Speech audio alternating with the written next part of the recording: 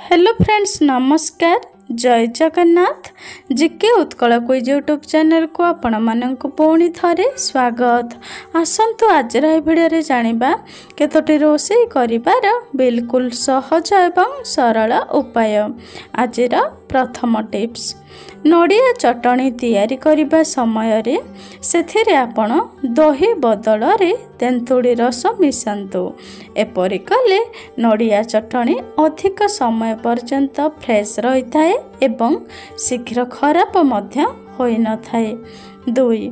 खाद्य तैयारी करिबा समय रे शरीर सुस्थ रहिबा पई हेले कम तेल एवं कम मसलार व्यवहार करंतु।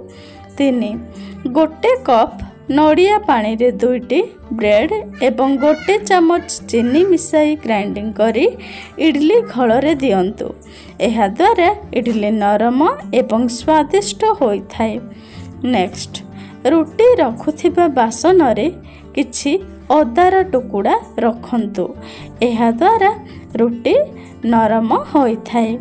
नेक्स्ट, बिना पियाज एवं रसुण रे तरकारी रोषेई करुथिले टमाटो ओदा एवं सुखिला लाल लंका को पेस्ट करी मसला रे कसंतु। एहा द्वारा तरकारी गाढ़ा हेबा सहित स्वादिष्ट मध्य होई थाए। नेक्स्ट, कोबी एवं आलू को अलगा अलगा 2 ରୁ 3 मिनिट पर्यंत फ्राए करिके तरकारी करंतु। एपरि कले तरकारी करिबा पई अधिक समय लागि न थाए। ता सहित कोबी एवं आलू तरकारी अधिक स्वादिष्ट होई थाए। नेक्स्ट, सूप रे केबे भी भूल रे लाल लंका पाउडर मिसांतु नाही। सूप रे केवल गोलमरीच पाउडर मिसांतु। एहा द्वारा सूप स्वादिष्ट हेबा सहित शरीर पाई मध्य हेल्दी होई थाए।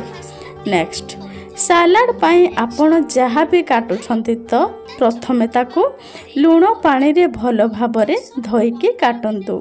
एमिति नुआ नुआ रोषेई टिप्स जानिबा पाई हमर चैनल को प्लीज सब्सक्राइब करी पाखरे थिबा बेल नोटिफिकेशन ऑन करी रखंतु। नंबर 9, लुहा जिनिसरे जदि कलंकी लागि जाई थाए ताहेले पियाज को 2 फाळ करिके कलंकी लागिथिबा स्थान रे घोषंतु एवं तापरे किछि समय रखिकी पानी रे धोई दियंतु। देखिबे कलंकी शीघ्र सफा होई जिवो।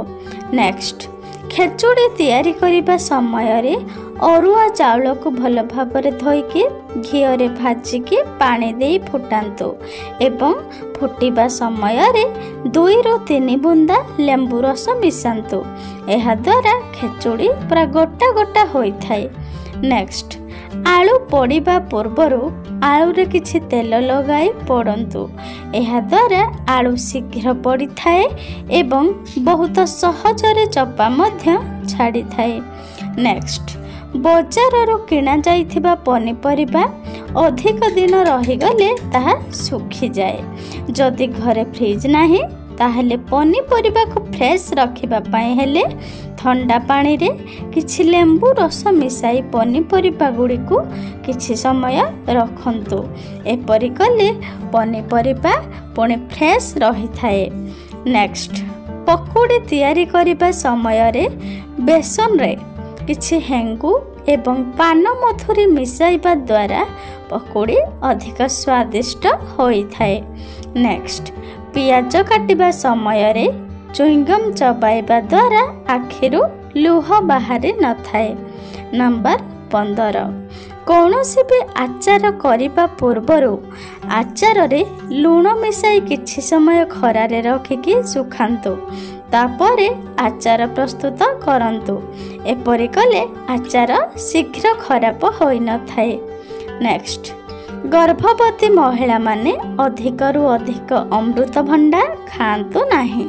काहेकि ना अधिक अमृतभंडा सेवन करिबा द्वारा गर्भ नष्ट हेबार आशंका थाए। नेक्स्ट, चना डाली एवं चाउल को भिजाई तार पानी चेहरा रे सिंचन करी हल्का मसाज करिबा द्वारा चेहरा रे पूरा चमक आसी थाए। ता सहित चेहरा सफा मध्य होई थाए। नेक्स्ट, परटा को अधिक स्वादिष्ट एवं सॉफ्ट करबा पई हेले अटारे किछि सिझा आलू मिसाई चकटंतु। एपरि कले परटा स्वादिष्ट हेबा सहित सॉफ्ट मध्य होई थाए। नेक्स्ट किछि खजरा सहित क्षीर मिसाई दिन को 3 थर सेवन करंतु। काहेकि ना यह सेवन करिबा द्वारा संभोग शक्ति बढ़ी थाए। शेष टिप्स पालक शाग एवं पुदीना पत्र मिसाई पेस्ट प्रस्तुत करी चेहरा रे लगाइबा द्वारा त्वचा रे गोलापी रंगर चमक आसी थाए। ता सहित पालक शाग चुट्टी पाए बहुत फायदा होई थाए। तेणु प्रतिदिन पालक जूस पीवा द्वारा चुट्टी बढ़ी थाए एवं स्किन रे मध्य बहुत चमक आसी थाए।